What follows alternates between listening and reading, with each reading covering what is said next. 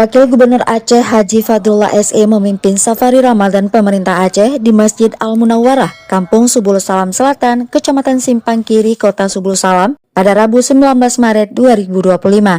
Sebelum melakukan kegiatan safari Ramadan pada pagi hari, ditemani oleh Wali Kota Subul Salam Haji Muhammad Rashid Bancin LC, Wakil Gubernur Aceh menyempatkan berkeliling untuk melihat kondisi Kota Subul Salam.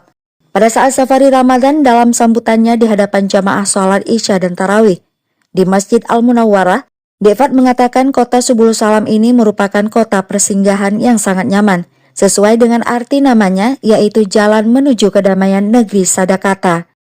Pada kesempatan itu, Wakil Gubernur juga menyempatkan memberikan bantuan kepada masjid, berupa uang tunai sebesar 25 juta rupiah, 6 lembar sajadah panjang, serta alat masak dan masker yang diterima langsung oleh pengurus masjid tersebut.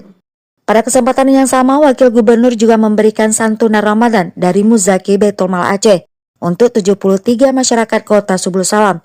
Bantuan tersebut berjumlah 73 juta rupiah dan akan diberikan kepada mutasyik atau penerima zakat, dengan masing-masing mutasyik menerima santunan sebesar 1 juta rupiah.